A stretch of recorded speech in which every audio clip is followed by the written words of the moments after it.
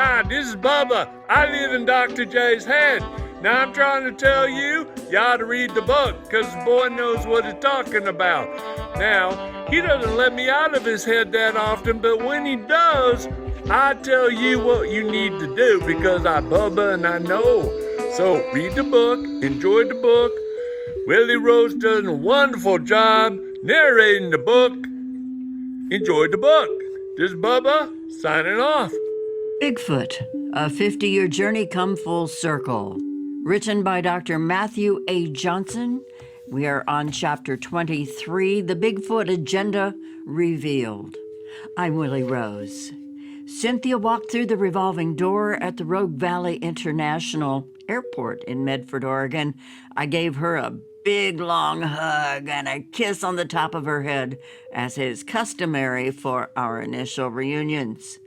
She travels lightly, so we bypassed the luggage area and headed straight out into the parking lot and climbed into my truck. Zeus, the official mascot of Team Squatchin' USA, was eagerly awaiting his mother's arrival and greeted her inside the truck with enthusiastic licks and kisses all over her face. From there, we headed to the Black Bear Diner for breakfast and then on to the Southern Oregon Interaction Area, or SOIA. I was excited to finally be able to show Cynthia all around SOIA. It was now her turn to experience and interact with the Bigfoot forest people in our new area. We planned to spend 3 nights in SOIA and then drive back to Puyallup, Washington, so we could prepare for our annual Bigfoot University conference. Most people don't realize this because I'm the upfront guy, but Cynthia is the background girl. She's the backbone of the conference and is the major reason for its annual success. Upon our arrival to SOIA, we set up our sleeping cots, chairs, and table. Once we were settled in, I took Cynthia for a long walk and showed her the area. We walked down the Skidder Road, and I showed her where the tree got pushed over in front of Jill Ligda and me.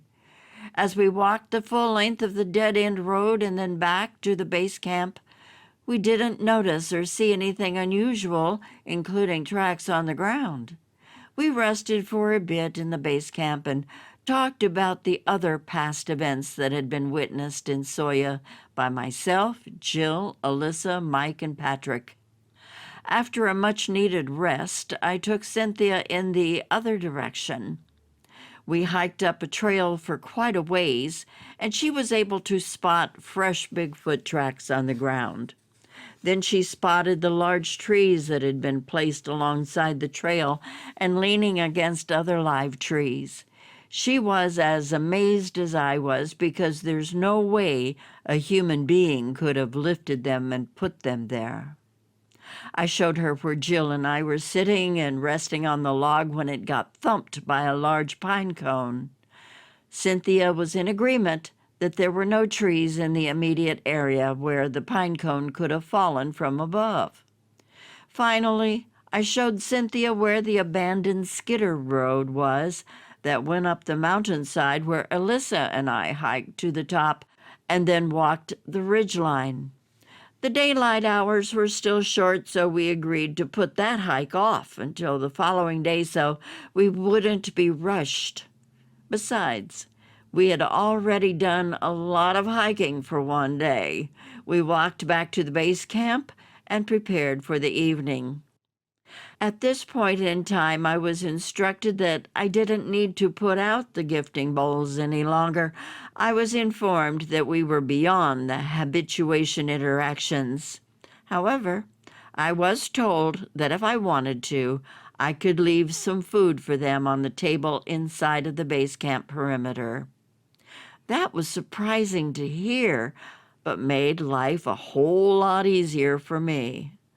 I didn't have to walk outside of the base camp anymore while singing Row, Row, Row Your Boat. I also didn't have to clean the gifting bowls while wearing surgical gloves because we were no longer collecting fingerprints. In short, we were making a new transition from the habituation research method to the interaction research method. As darkness fell upon Soya, we sat in our chairs and enjoyed the clear skies and stars at night. We scanned the perimeter and hillside as we talked during the evening. We continued with our no lights policy so we could see more clearly in the dark. Around 10 p.m. at night, we both noticed a very tall silhouette, an eye glow at the 2 o'clock position on the perimeter. We were being watched and felt looked out for and protected. About an hour later, we both saw a very tall, cloaked image walk into the Soya base camp and over by the table where we placed the food. The cloaked image looked like a shimmering image in the Arnold Schwarzenegger movie Predator. We both sat there with our jaws dropped in amazement. Eventually, the figure walked back out of the camp from the same direction that it walked into camp. As usual, I played my music via my MP3 player and portable Bose speaker. Cynthia played her flute. We both sang songs individually and together. Just because we were changing from the habituation method to the interaction method didn't mean that we were going to stop the utilization of music. The Bigfoot forest people love music. When you think about it, at most social events involving humans, music is at least quietly playing in the background, if not loudly at the forefront of the activity. Music is a social lubricant for positive interactions. Eventually, both Cynthia and I hit the wall. It was time to crawl into our sleeping bags and go to bed. We lay on our backs while staring up at the stars and enjoyed our time alone in the middle of the wilderness. I fell quickly asleep while Cynthia lay awake for a while. She heard vocals around the perimeter of the base camp as well as bipedal steps inside the perimeter of the base camp. She was happy to be in Soya with me and enjoying our time alone with our friends. In the middle of the night, just after I adjusted my position inside my sleeping bag, I heard some bipedal footsteps over by the table, which was about 30 feet away from us. It was too dark to see anything. I clearly heard 2 Bigfoot forest people whispering to one another as they stood beside the table. Suddenly, I heard something go thump on the ground. It sounded like something was slid off of the table. Once again, it was too dark to see. Nevertheless, the unusual sound got my curiosity juices flowing.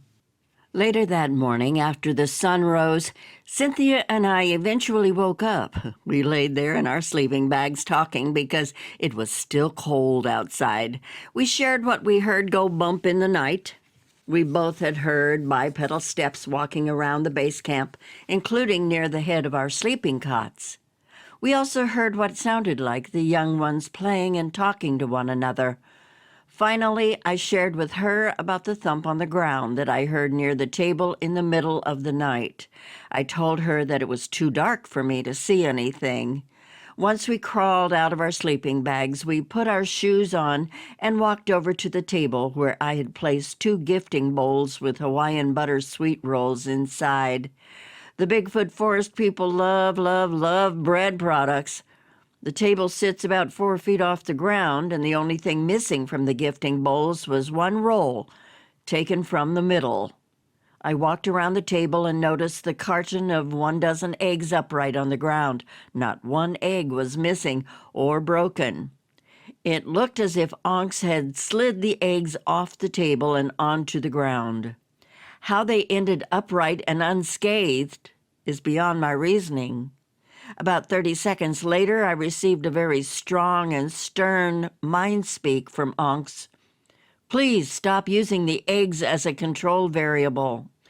Apparently, Onks did not appreciate the placement of the 1 dozen eggs on the table next to the gifting bowls. I didn't do anything to intentionally frustrate him. Matter of fact, it was just a leftover habit from Soha. Every time I put the gifting bowls out at Soha, I always placed a carton of 1 dozen eggs next to the bowls as a means of determining if the bowls were hit by little critters. There was no way that opportunistic little critters would ever leave the eggs untouched. Anyway, placing the 12 eggs out on the table with the gifting bowls was simply a habit that I developed during the habituation process. Once again, Onks was making it clear that we were beyond the habituation research process. We were now interacting with one another. He made it clear to me that they don't require me to leave out any food for them. Nevertheless, if I feel like leaving them food as merely a friendly gesture and not to document or prove anything, then they just might help themselves occasionally. But stop leaving the eggs out because we're way beyond that stage. I complied with Onks's wishes. No more eggs, no more control variables. At this point, I should make it clear to the reader that by switching from the habituation research method over to the interaction research method, I essentially committed myself to backing away from the collection of most of the circumstantial evidence that I used to collect in the past, including casting tracks, looking for prints on the bowls, collecting hair and saliva samples, obtaining audio recordings of spoken language, etc. In short, during the new transition, the focus has shifted over from collecting circumstantial evidence to simply interacting with the Bigfoot forest people and collecting witness testimonies.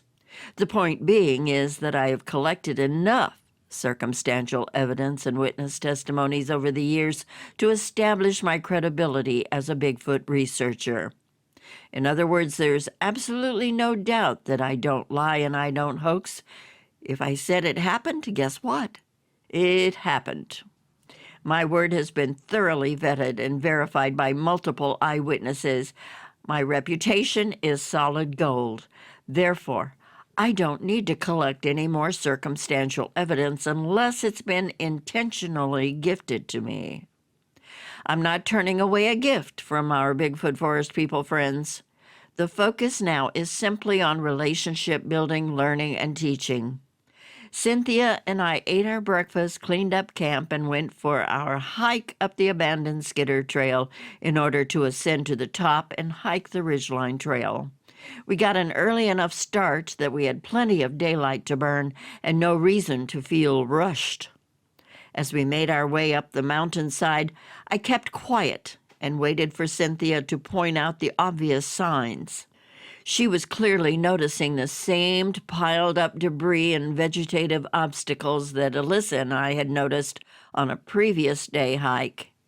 Cynthia was able to reach some of the same conclusions that much of it was freshly snapped or torn and recently placed in the piles. However, what she couldn't have noticed was the fact that there were more new trees and branches placed on top of the various piles that weren't there when Alyssa and I had hiked up the mountainside.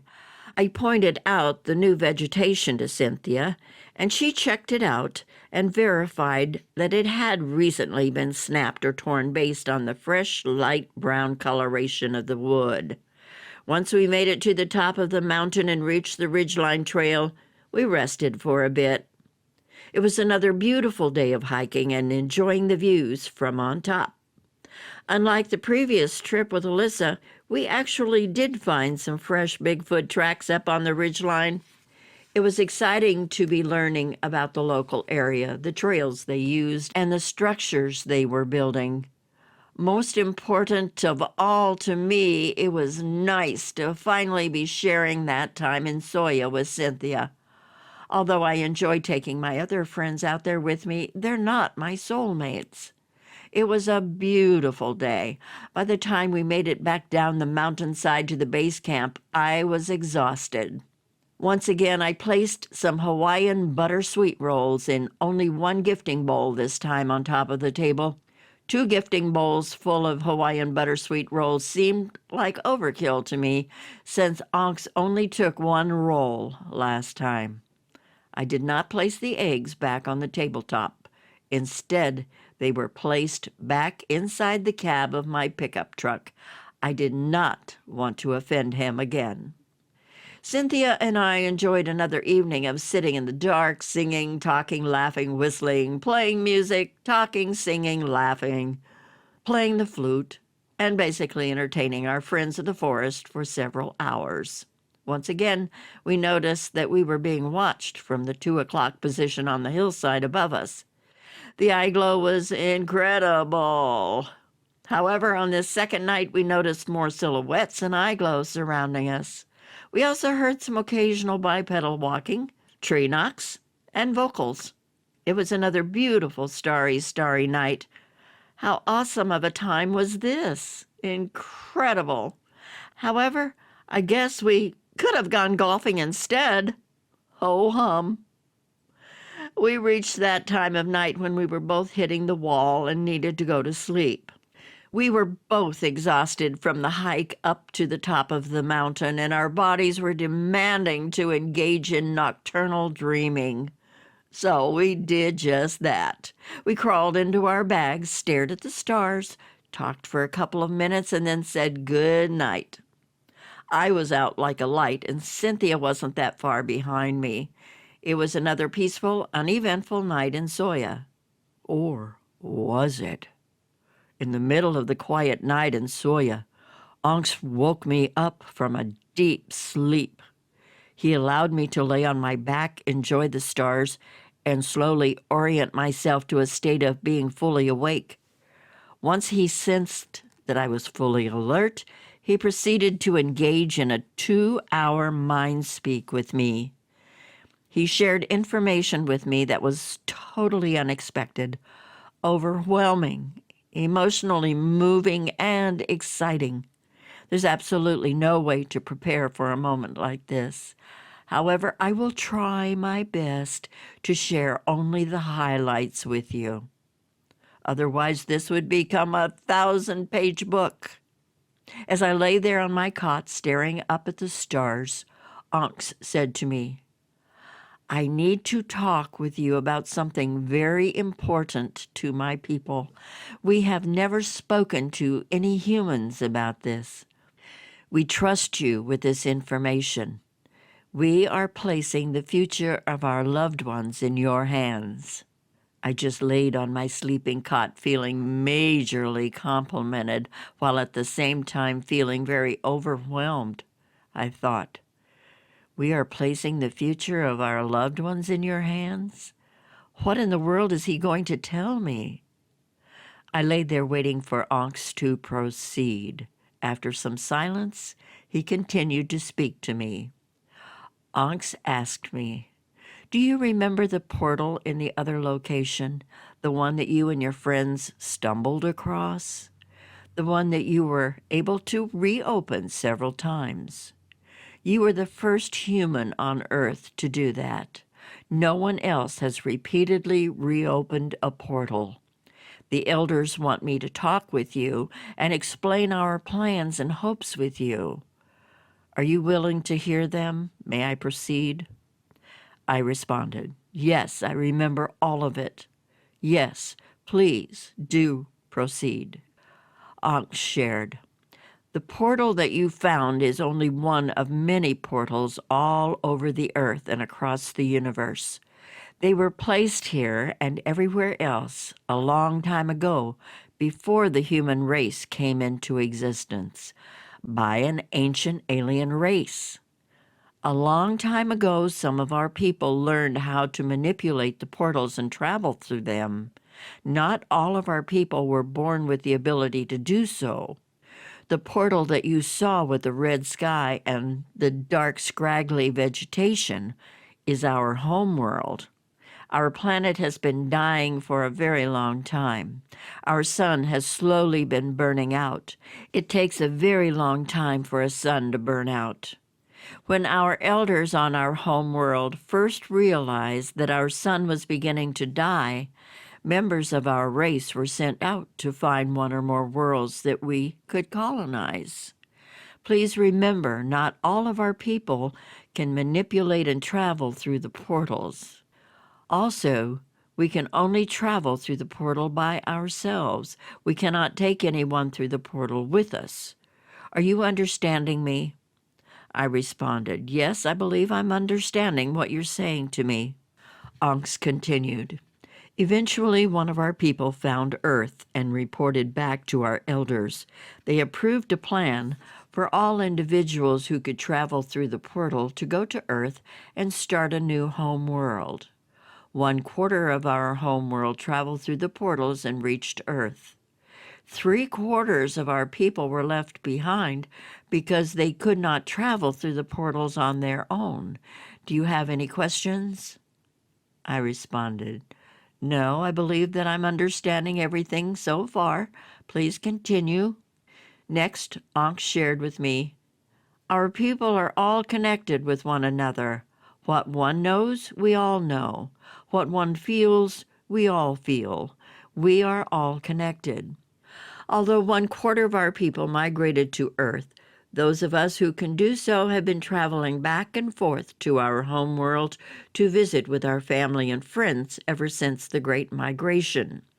When we arrive to our home world, what we know and feel while on the Earth, they get to know and feel on our home world. Also, what they know and feel on our home world, everyone on Earth also gets to know and feel when we come back to Earth. We feel their despair. We feel their hopelessness. We feel their pending doom. At this moment in time, Ankh shared, only for a brief, tolerable moment, all of those feelings with me. I cried. I'm crying now as I type this. It was very emotionally overwhelming. It was just like the time in Soha when Seska asked me what my intentions were. I told him to earn their trust and friendship, and he said, "Thank you." I felt the emotions behind his expression of thank you. Only this time, I was feeling the despair and hopelessness of all the inhabitants from their dying home world. I was feeling their feelings of being trapped and the impending doom. It was very sad and overwhelming. Ankh shared, we've been waiting a long time for the human race to develop technologically because we are not a technological people. We are a natural people and blend in with our environment. We are not engineers. After your Second World War, we realized that the human race was almost at the point where they could help us, so we created a plan, an agenda. In order to get the attention of the human race, we decided to start leaving many foot tracks in the mountains in Northern California. Eventually, we were able to get your Patterson and Gimlin to film one of our people. We had her uncloak and slowly walk away from them. She could have cloaked right away or walked over to the brush and trees. Instead, we had her slowly walk away in the clearing because we wanted her to be filmed for a long time. I asked, "Why did you want her to be filmed?" Ankhs responded, "We needed her to be filmed so we could get the attention of the humans. We wanted humans to start coming out to the forest to look for us. We hoped that kind people with good hearts and open minds would look for us and not be scared away. Those who were not scared away, we hoped that they would want to develop a friendship with us. Those who would develop a friendship with us, we hoped that they would stumble across a portal and not be scared away. Those who were willing to come back to the portal and study it, we were hoping that they would figure out how to reopen it. You're the first one on Earth who figured out how to reopen it. When you demonstrated that you could repeatedly reopen the portal, the elders decided to move you to a new area and have me tell you about our plans. At this point in time, I feel it necessary to point out to the reader an analogy that makes sense to me from my own life experiences regarding the plan or agenda of the Bigfoot Forest people. In grade school, a lot of kids play basketball. In middle school, many of those kids get cut from the teams. Once high school is reached, even more of those kids get cut from the teams again. Then few of those high school kids actually make a collegiate basketball team. Afterwards, less than 1% of the graduating college seniors make it into the NBA. Once they reach the NBA, only a few players make the 2 NBA All-Star teams. Finally, only a few of the NBA All-Star team members make the Olympic Dream Team. Last but not least, only one NBA player receives the Most Valuable Player MVP award. I call it the funnel effect. Onks then said to me, "We have spread our eggs out into many baskets. We have reached out to many people hoping that they would reach back to us, discover the portal, return to the portal, and eventually figure out how to reopen the portal. We are reaching out to many people because some humans may become frustrated and quit. Others may become ill. Some may die. Although I'm telling you this because you're the first human to figure out how to reopen the portal, we are still reaching out to others because you may quit, become ill, or die. Do you have any questions?" I responded, "No, I'm still following you. I believe I understand what you're trying to say to me." Onks then said, "We need your help. We need you to put a team of humans together. We need you to create a shunt." I asked, "A shunt?" Onks said, "Yes, a shunt. We need a shunt. Do you understand?" I said, "No, sorry, I don't understand." Onks said, "We need a shunt. We need you to help us keep the portal open. A shunt. We need a shunt." I felt embarrassed because I'm not mechanically inclined. I asked, "Do you mean a stent?" I knew that stents are used to help keep blood vessels open. Onk said, "Yes, like a stent, but we need a shunt. A shunt. Can you help us? Will you help us?" I said, "Onks, I will do everything I can to help your people. I will put together a team of humans to put our heads together in order to create the shunt that your people are in need of. What are we going to do with this shunt?"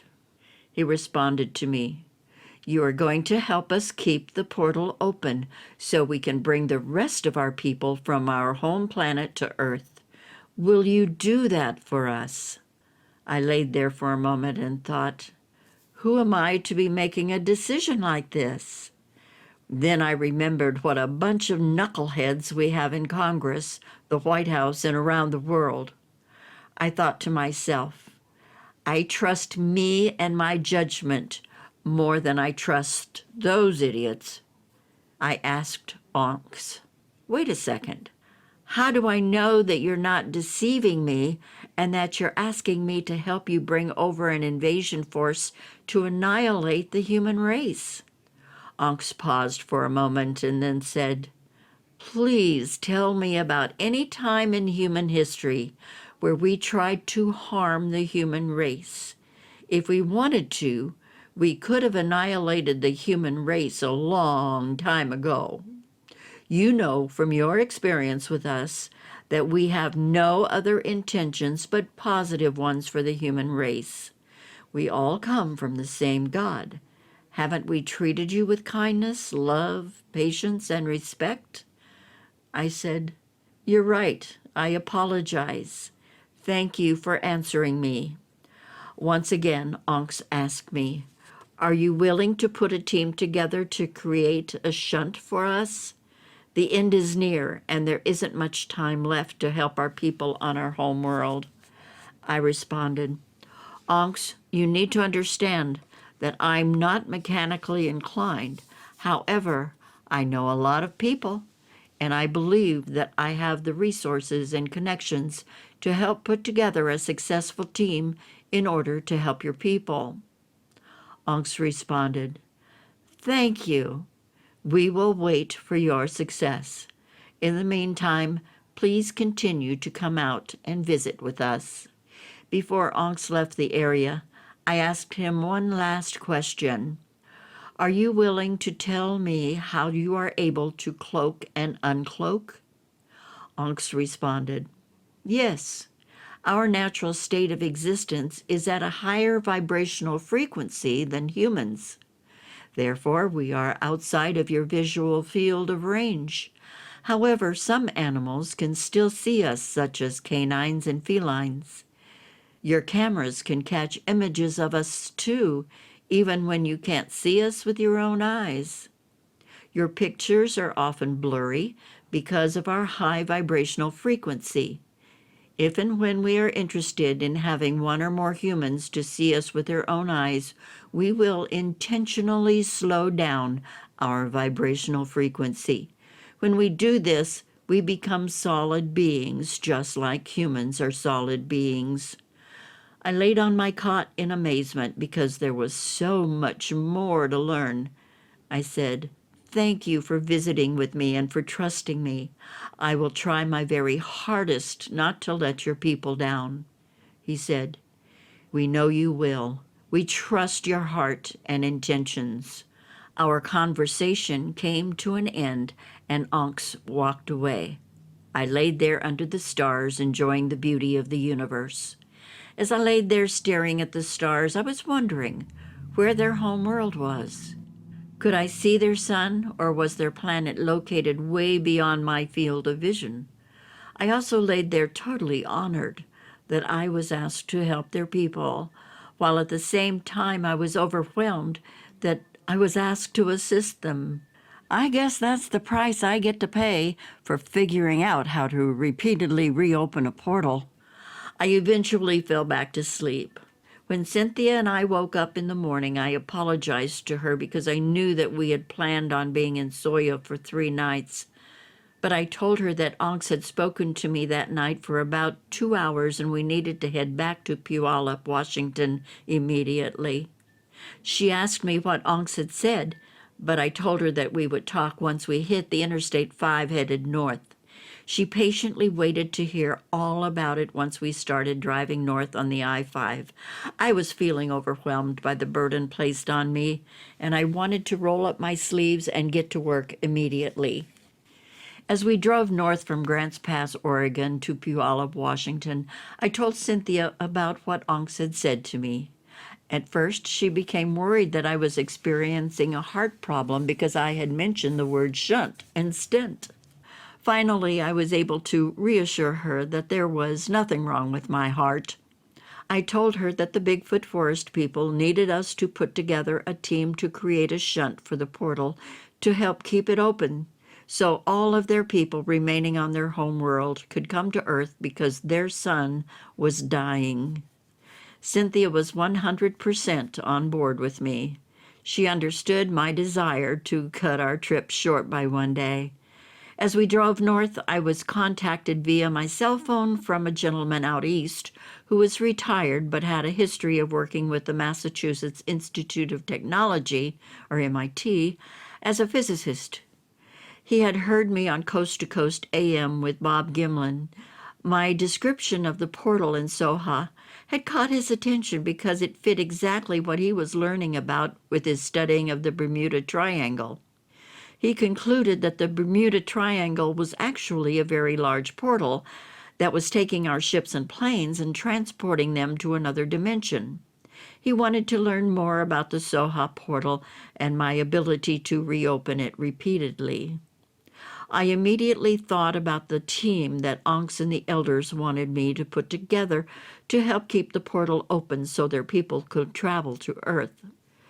I thought that this retired physicist would be the perfect candidate for the team. Therefore, I informed him about what Onks had just told me. He agreed to participate on the team. He was willing to brainstorm with me about how to create a shunt for the portal. Talk about serendipity.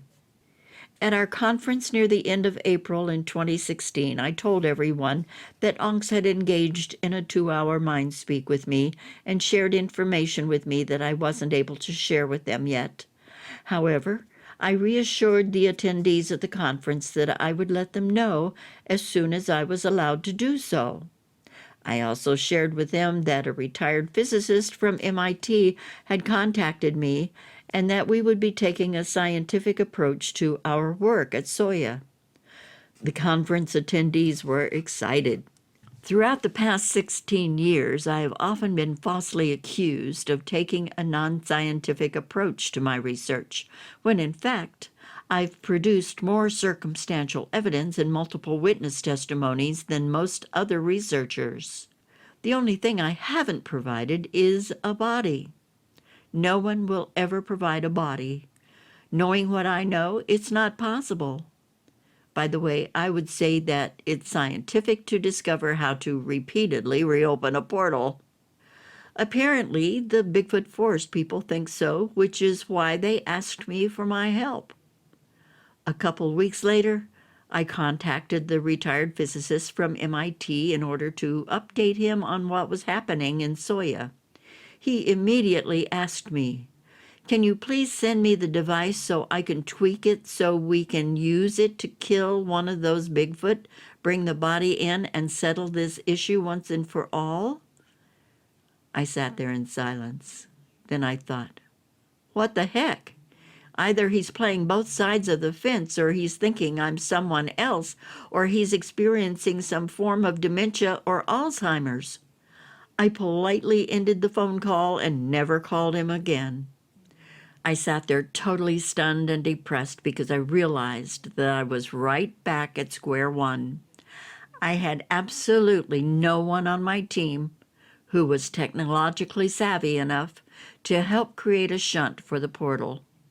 For the record, the definition of shunt is to provide an electrical current with the conductor joining 2 points of a circuit, through which more or less of the current may be diverted from one point to another point.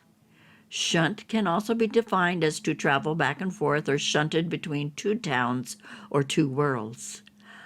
I would like to make it clear to everyone reading this book, once again, I'm not mechanically inclined. I had no idea what a shunt was. In other words, I had no way of creating a delusional conversation in my own mind that night because the word shunt was not a part of my vocabulary. Onks is the one who introduced the word shunt into our conversation and then tried to explain it to me. To be honest, I had no idea what it was going to take to create a device that could help the Bigfoot Forest people with the shunt they needed to keep the portal open on both ends to help their family and friends travel to Earth. I had no idea how long this project would take at all. I seriously feared that it was going to take another 16 years of my life. I also feared that I might not be able to help them at all. My mind was spinning and spinning regarding the massive responsibility that had just been placed on my lap. Nevertheless, I was going to do my best to proceed in helping them. I knew that I had Cynthia's love and support to help me through the possible tough times ahead. That's the end of chapter 23. And we move on to chapter 24, entitled Arguing with Onks. You've been listening to the reading of Bigfoot, a 50-year journey come full circle by Dr. Matthew A. Johnson. I'm Willi Rose.